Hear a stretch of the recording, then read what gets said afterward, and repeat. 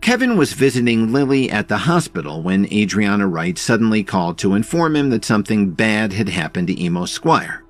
After skirting around Dorothy, who had been scolding him about handing over all his assets to her and divorcing Lily, he rushed over to another private hospital where Emo was being treated. Adriana then reported that Emo had been found in the suburbs by a passerby next to a dumpster with a gunshot wound to the abdomen. Without any leads on who was behind this, as even his bodyguards had mysteriously disappeared, Kevin wondered where Mitchell Cook and the others were. However, Adriana hadn't informed them yet about this incident. When Kevin heard about this, he was stunned for a moment. Then he immediately came back to his senses. It seemed like whoever did this to Emo Squire was no ordinary person. Currently, it was hard to describe the true situation in Chicago given the ongoing battle between the Foundation and the Pinnacle. But in the corporate world, no one dared to deny that the city's most influential people had been controlled by the Williams Company. This meant that Emo Squire, Gilbert Rhodes, Mitchell Cook, and the others, who were all at the top of the pyramid in their respective industries, didn't just have a good relationship with one another as business allies. Behind the scenes, everyone knew that they were actually both helping and being supported by Kevin. Because of this, Kevin didn't need to ask to know why Emo Squire was attacked again. By now, news of this had spread across the entirety of Chicago, and those who had some power in their hands were all secretly discussing who was suddenly challenging the Williams Company's authority this time. As such, if Mitchell Cook and the others came to the hospital at this time, it would only confirm their suspicions that there was a grave threat, which would have a huge impact on the overall reputation of the Williams Company. "Did you find out who did it?" Kevin almost gritted his teeth when he asked. "Unfortunately, our trail had been cut off, as the person we caught from the surveillance footage was already dead by the time we found him." Adriana Wright shook her head. "Has Emo had any conflicts with anyone recently? Or has he offended anyone in the past who might seek revenge on him?" Kevin's expression became more and more serious. "Give me a list." "Kevin, what are you planning to do?" Adriana asked, puzzled. "Since whoever was behind this doesn't seem to be brave enough to show himself, I can only help Emo by paying them a visit one by one." Kevin clenched his fist tightly, and his eyes flashed a hint of anger. "I have to leave Chicago for some time starting tomorrow. Given this, I don't have much time left, so I need the list in half an hour." "All right." Adriana naturally didn't ask much. Whatever it was, she knew very well that it must be something very urgent for Kevin to leave at this time. While waiting, Kevin sat on a stool and anxiously ran his fingers through his hair as he processed his inner thoughts. Since the people from the Radiance weren't in Chicago yet, he couldn't ask them to help him on the matter. But who could he reach out to without risking the lives of his trusted inner circle? Soon, two people rushed over and handed a list of names to Adriana Wright. After giving it a quick glance, she gave it to Kevin. "I've already reviewed the names on this list. Looks like everyone here has had a business-related conflict with Emo." Although Kevin didn't say anything, the blood vessels on his arms were visibly popping out. And as he reviewed the people on the list, he was familiar with those who were considered to be famous and influential figures in Chicago. However, there were other names that didn't ring a bell, and the reason why they were unfamiliar was because Kevin had never met them before. "Stay here in the hospital and watch over Emo. If anything happens, let me know immediately." Kevin took the list of names and was about to leave. "Kevin, can you really do this all alone?" Adriana asked worriedly. "Don't worry, I've got this covered," Kevin reassured without turning his head. As soon as he walked out of the hospital, Kevin dialed Xavier Marshall's number. "Kevin, Mr. Williams. It's been a while. Is that really you?" Xavier Marshall seemed very excited. "Yes, it's me. I need you to prepare a team of at least 10 experts from the Alliance for me as soon as possible. Wait for me at the Archer family's mansion. I'll be there in half an hour." After Kevin instructed him concisely, he hung up the phone. The list of names showed that Dominic Archer and Emo Squire had an intense argument 2 weeks ago. The cause of their dispute was very simple. Emo Squire had robbed Dominic Archer of a piece of commercial land that was being developed in the western part of the city. In addition, Kevin's relationship with Dominic Archer hadn't been very good as of late, especially after their last 2 encounters. Thus, he believed that Dominic had the most motivation among everyone. At the same time, in a mansion on the outskirts of Chicago, Brett Stewart was looking at a few people who were kneeling on the ground. Their bodies were covered in blood, and his eyes were filled with ruthlessness. Shortly after Milton Brown had left along with Viola Garcia and Alan Baker to visit the Alliance's headquarters on his orders, Brett Stewart swiftly took down the most important members of their faction. Supreme Commander, this is all the evidence of Milton Brown's crimes against the Myriads in recent years. Roger Knott lowered his head respectfully and handed a report to Brett Stewart.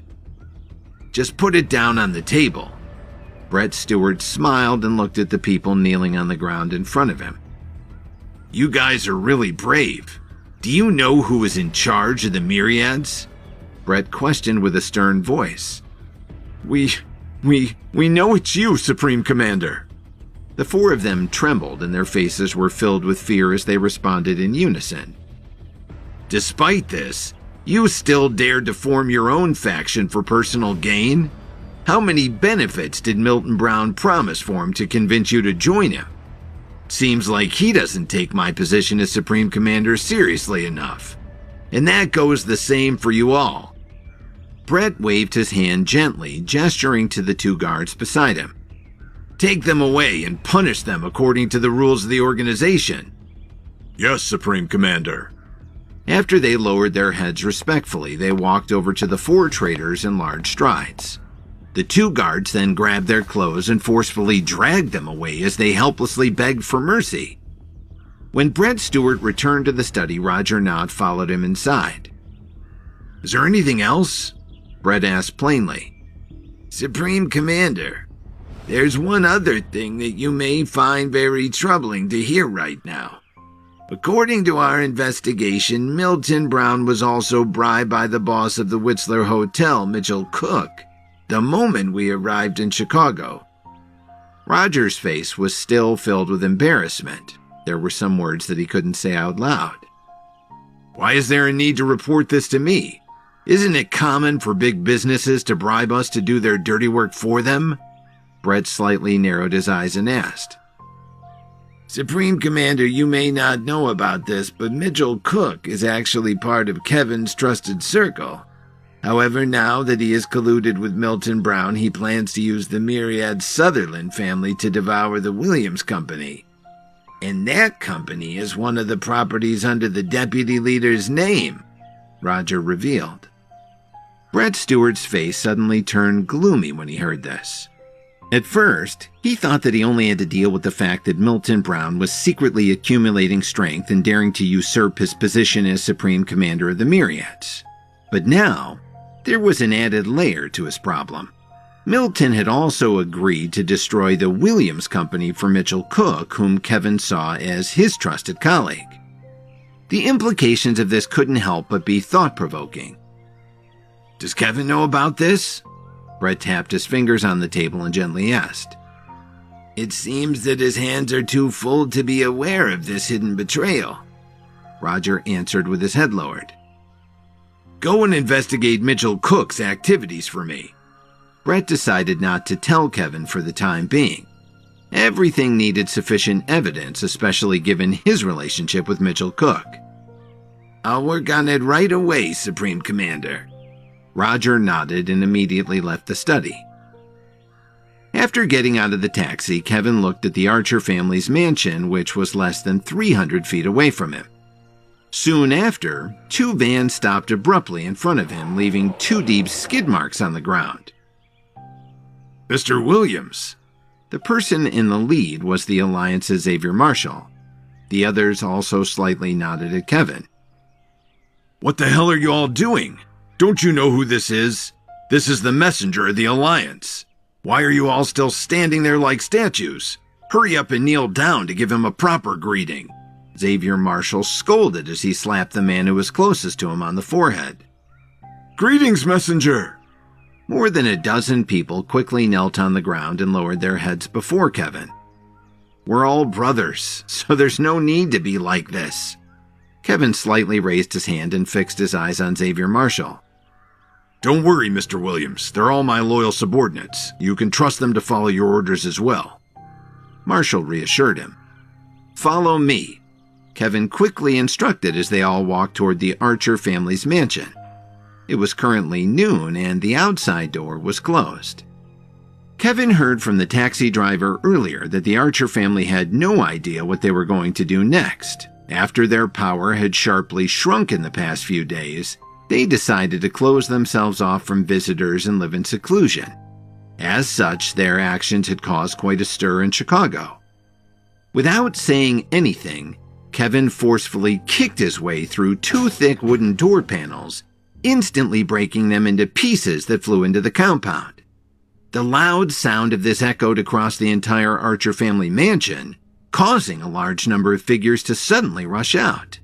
There were more than 100 of them in total.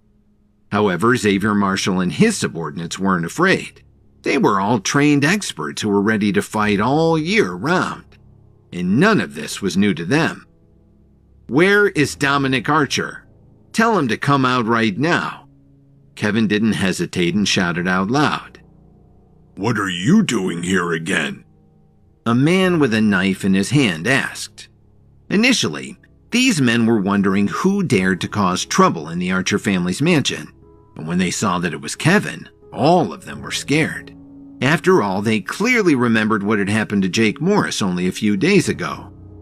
"Who are you? Do you think that you're qualified to talk to me? Tell your boss to come out here and show himself." Kevin glanced at him menacingly and sneered to size him up. "Kevin, why do you have to keep coming back here to cause trouble?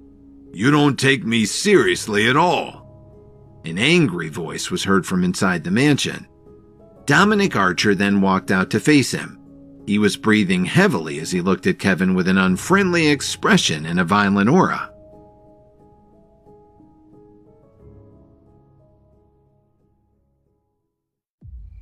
Shortly after arriving at the Archer family's mansion and meeting up with Xavier Marshall, Kevin forcefully kicked the door of the compound. Upon hearing this, they were suddenly surrounded by more than 100 men, who were scared when they saw that Kevin had returned so soon after defeating Jake Morris.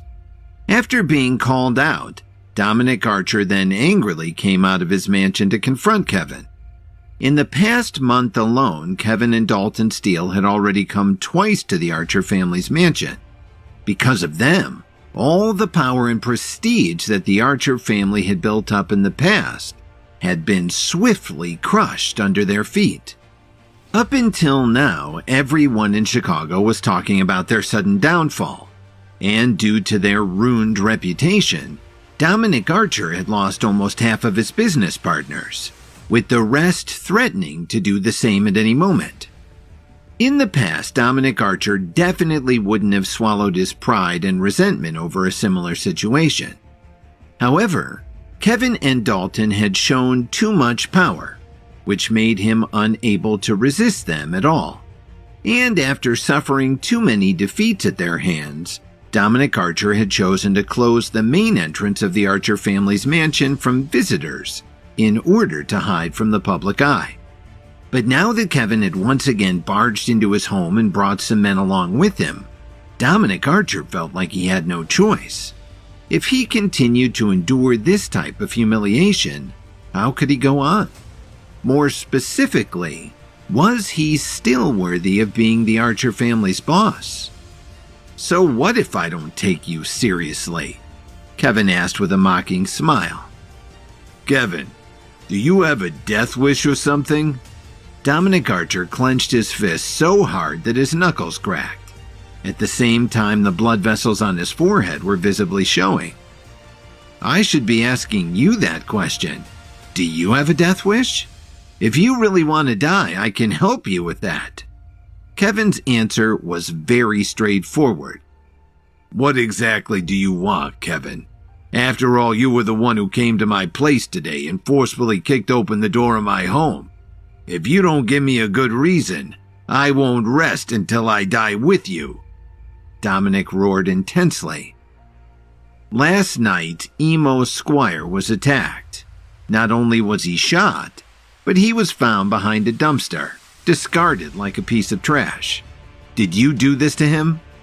Kevin shouted back as he gave him a death stare. You really came all this way just to ask me that? Dominic Archer scratched his head in puzzlement. Since you're here in person, I can tell you to your face that the incident has nothing to do with me. You've accused the wrong person. It's useless to lie about what you've done. 2 weeks ago, you had a business conflict with Emo Squire regarding a piece of commercial land, so you have plenty of motivation to take revenge on him. Kevin stared into his eyes and pointed at him. Bullshit, Kevin. Don't use this excuse to frame me for something that I didn't do. I admit that we had a dispute, but this matter really has nothing to do with me. Dominic tried his best to refute Kevin's accusations. Besides, you should know my character very well by now. If I was the one who did it, Emo Squire wouldn't have just been thrown away in a dumpster like a piece of trash. Do you really think that I would have still given him a chance to live? Although what you said is plausible, you still have to give me a better explanation. Kevin didn't give in and threatened. Otherwise, the Archer family will be wiped out today. Hearing this, Dominic Archer's men couldn't help but gasp in disbelief. No one dared to doubt the seriousness of Kevin's words because he really had the strength to do so if he wanted to. You're just using this as an excuse to make a move. Dominic was so flustered. Is that what you think? Kevin asked in an unreasonable manner. Although his words were quite overbearing, Dominic Archer couldn't do anything to refute them. After all, Kevin had come here to find evidence today. On the surface, it seemed that Dominic Archer was certainly a prime suspect. And with his mind seemingly made up, was there still a way for Dominic to get out of this if Kevin wasn't willing to listen? Given this, Dominic didn't know what to do. When Dominic first met Kevin, he was still known as the useless son-in-law who had been bullied by everyone for the past 3 years. As such, everyone looked down on Kevin, including him. Within the span of a few months, no one could have ever imagined that Kevin was only hiding the truth all this time to keep a low profile. And now that Kevin was no longer afraid to show his true strength, Dominic felt like he had already missed his opportunity to befriend Kevin. At this point, no matter what Dominic did to try to get close to Kevin, he found that it was impossible for him to have the same brotherhood he shared with Dalton Steele. After all, while providing timely help would normally make people feel grateful, his good deeds now wouldn't be enough to curry favor in the eyes of Kevin. What exactly do you want? Dominic kept breathing anxiously. What I want is very simple. Either you tell me who did it and hand over the culprit, or I'll use the Archer family as an example to let others see what happens to those who dare to make a move against me. Kevin drew his spiritual energy around him and stomped hard with his foot, causing the ground underneath them to shake. I already told you that I didn't do it. Why don't you believe me? Dominic had never been in such a sorry state before. If it wasn't for the fact that he definitely couldn't defeat Kevin in a fight, he would have long ago pounced on him and beaten him to death. Boss, why are you talking so much nonsense with this kid? There are over 100 of us and about a dozen of them. Let us deal with him accordingly so that the people will no longer dare to say that you become weak. The person standing beside Dominic Archer waved the sharp blade in his hand. However, as soon as he finished speaking, Kevin suddenly appeared in front of him. Before the man could react, Kevin grabbed him by the shoulder and lifted him up with one hand like a rag doll. Kevin then slapped him hard in the face, sending him flying several feet away before crashing to the ground with a heavy thud. In less than 20 seconds, this trusted subordinate of Dominic Archer had been easily knocked aside by Kevin. With that, Kevin walked toward the man, grabbed his hair, and lifted him up from the ground to face him. "I remember you were the one who dared to speak up to me when I first got here. You're quite the talker, aren't you?" Kevin looked down at him from above. "Can't you see that I was still talking to your boss? What gives a subordinate like you the right to interrupt our conversation? You should take a good look in the mirror and learn to show some respect." Seeing his ruthless actions, the rest of Dominic Archer's men couldn't help but be afraid. "Kevin, there's no need to harm my men. We can calmly discuss this matter. Just let him go." Dominic tried to reason with him as he waved his hand to stop his men from approaching Kevin. He knew very well that while his men were more than enough to deal with ordinary people, they would only be rushing to their deaths if they had the boldness to face someone as strong as Kevin. "Actually, I don't want to fight anyone either. It's just that the sound of flies buzzing around makes me feel very irritated," Kevin teased as he lightly shoved away the man in his hands like throwing the trash to the side. "Just give me some time to investigate this matter so that I can find out what happened." Dominic took a few deep breaths to calm himself down as much as possible. He had to play his cards right so he couldn't afford to be overwhelmed by his own anger. "I'll give you 3 days. After that, go to the West Chicago International Group's office to find Adriana Wright and tell her everything. Otherwise, if you still can't find who did this, you and everyone in the Archer family should prepare the coffins that you'll be buried in."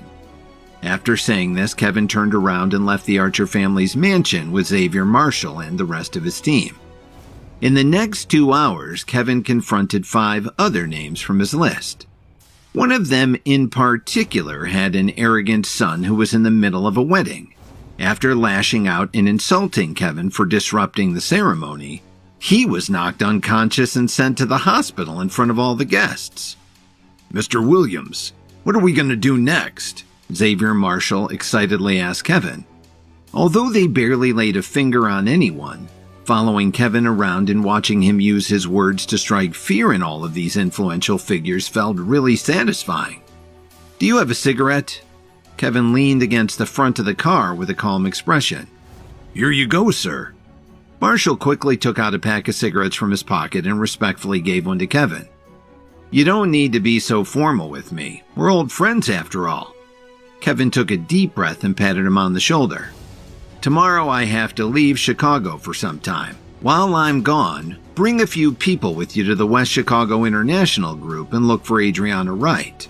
Tell her I sent you."